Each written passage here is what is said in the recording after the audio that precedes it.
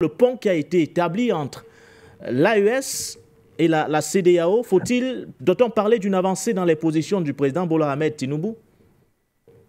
Bon, c'est difficile de parler des positions de M. Tinubu parce qu'il n'en a pas. Comment ça, il n'en a pas, Fait partie de Henri? ses chefs d'État. Comment ça, il n'en a pas, Henri? Comment ça, il n'en a pas? Je m'en vais m'expliquer. Il fait partie de ces chefs d'État qui sont des chefs d'État qui sont nés pendant les périodes coloniales. Et il y a deux genres. Ceux qui ont été victimes des violences coloniales parce qu'ils les ont vécues et qui sont ce qu'on appelle communément les nègres de maison. Et ceux qui essaient de sortir de ça. Je dis qu'il n'en a pas. Pourquoi? Est-ce que vous vous souvenez, et vous vous souvenez, puisqu'on a eu des débats sur ce plateau, et que votre mémoire est plus fraîche que la mienne, c'est juste une question d'âge, qu'on a fait des débats sur M. Tinubu voulant engager son armée et les armées des pays de la CEDEAO contre les pays de l'AES. Vous vous en souvenez clairement. Oui, bien sûr. Avec une spontanéité déroutante. Oui.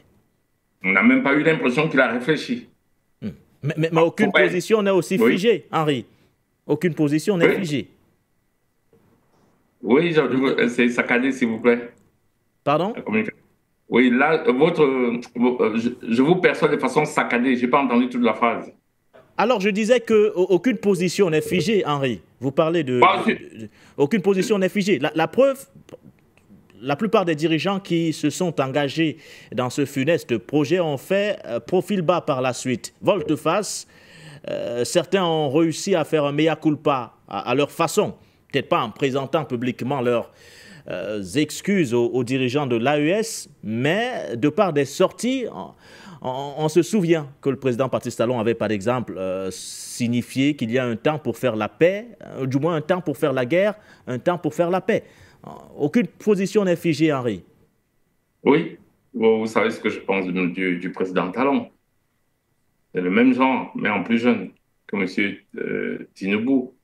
Ils reçoivent leurs instructions de l'ancien colon. Ce sont ce qu'on appelle alors des marionnettes. Il y a les marionnettistes et les marionnettes. C'est exactement le même topo. C'est-à-dire qu'en fait, les ordres sont venus d'en haut, on leur a dit, combattez l'AES. Ils se sont lancés dedans sans aucune réflexion. Je veux comprendre qu'aucune position n'est figée. Mais moi, ce n'est pas ça qui m'intéresse chez les gens. Ce qui m'intéresse, c'est leur mode de réflexion quand ils arrivent à présenter une position.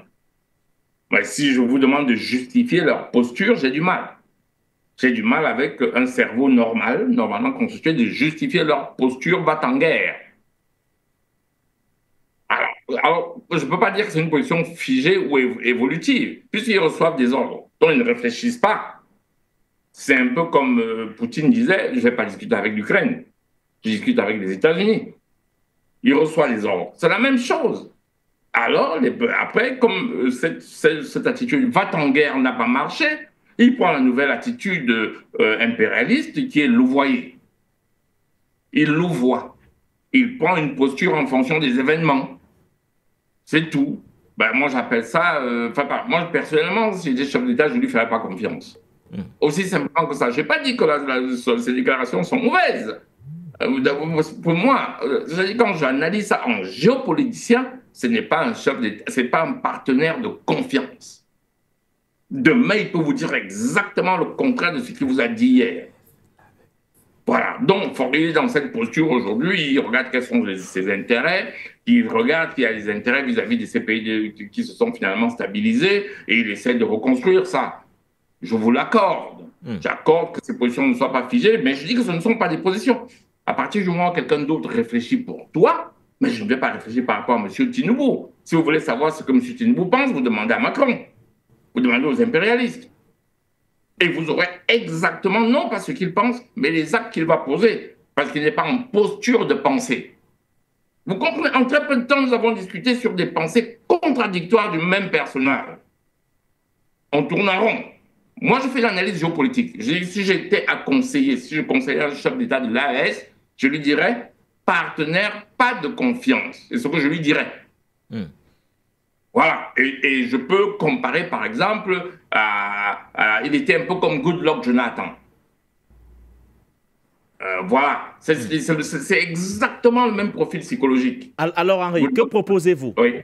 Que proposez-vous? Puisque là, nous sommes quand même, nous sommes en face du président en exercice de la communauté économique de l'Afrique de l'Ouest, des États de l'Afrique de l'Ouest.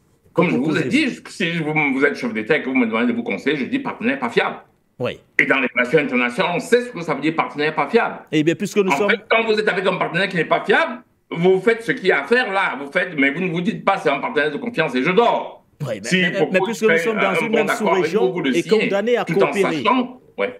Mais puisque nous sommes dans une même sous-région, dans une sous-région commune, condamnés à coopérer, condamnés à vivre ensemble pour le bien de nos peuples, on fait quoi? Est-ce qu'on se focalise sur cette casquette de partenaire pas fiable ou alors on essaie de dépasser justement sur un certain nombre d'aspects, Henri? Nous sommes dans des pays dits démocratiques.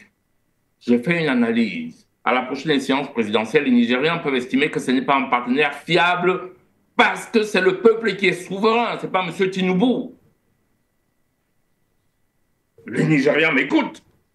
Les Nigériens vont donc dire à la prochaine présidentielle, nous votons pour quelqu'un qui peut être un partenaire fiable pour les partenaires de la sous-région. C'est notre rôle. Je dis partenaire pas fiable, et donc partenaire avec qui tu ne peux pas avoir de stabilité. Ça ne veut pas dire de ne pas coopérer avec. À la prochaine séance présidentielle, il faut constater comment il a géré, et vous ne votez pas pour lui. Point à la ligne.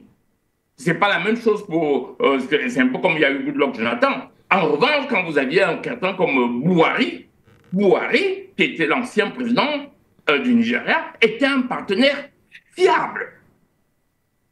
Buhari était fiable, c'est une analyse géopolitique que je fais. Bon, voilà, je dis c'est un partenaire pas fiable, voilà. Alors, mais on continue à comparer, à coopérer. Quand on vous écoute, Henri, ne pensez pas que nous sommes dans un procès, bien au contraire.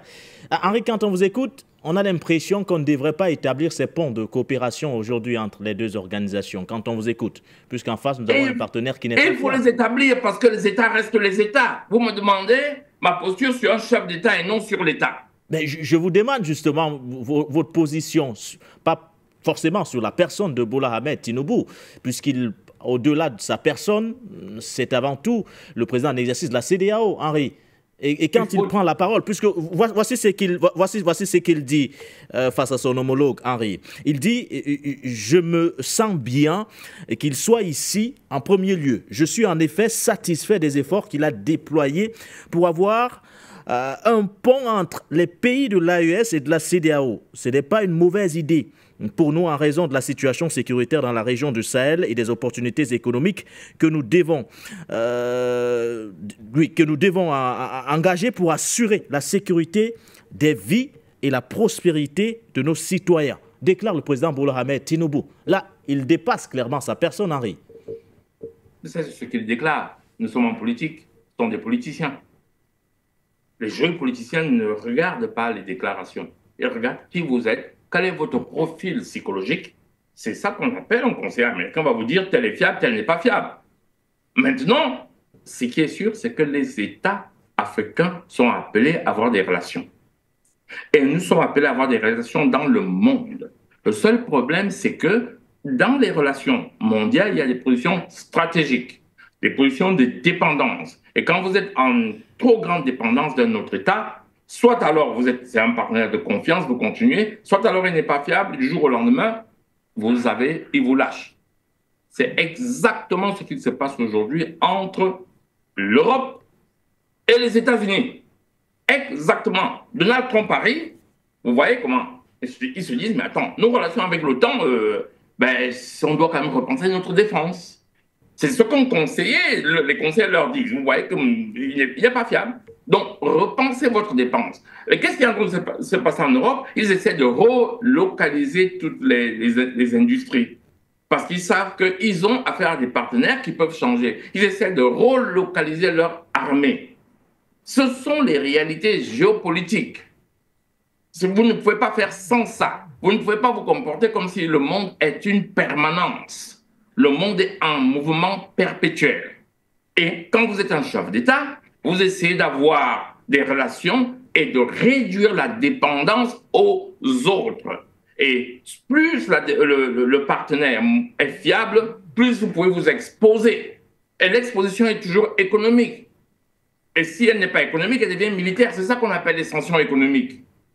Quand vous entendez sanctions économiques, l'Europe, on va en reparler après. L'Europe qui veut maintenir des sanctions économiques contre la Russie, c'est parce qu'il y a une exposition de la Russie à l'Europe. Elle est réciproque.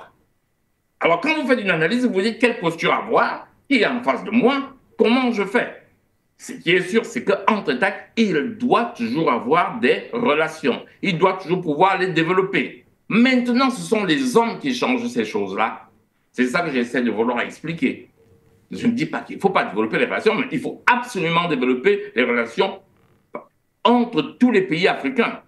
Et je suis même pour le fait que tous les pays africains se mettent ensemble dans un État, dans un État fédéral et aient une défense unique. Parce que si les Européens essaient d'avoir une défense européenne, parce que chaque pays européen aujourd'hui ne peut pas avoir une défense pour son autonomie. Pourquoi vous pensez que nous, on peut avoir chaque pays africain peut avoir une défense pour son autonomie? Ça, c'est la pensée. Tout le monde sait que je pense État Afrique fédérale pour avoir une défense unique, dont des partenaires fiables. Je dis qu'avec des partenaires comme le président du Nigeria, c'est difficile. Maintenant, je peux écouter son discours, sa sortie, et dire qu'il est peut-être en train d'évoluer vers un partenaire fiable. Si tel est le cas, je m'en réjouis. Monsieur Nguyen, quand vous aurez mon âge, vous saurez que nos caractères, les petits disent foulou, je ne sais pas comment on dit ça dans une autre langue du Cameroun, nos caractères sont exactement comme nos aspects physiques, génétiques. On ne passe pas de fiable à non fiable. Mais ça, c'est personnel.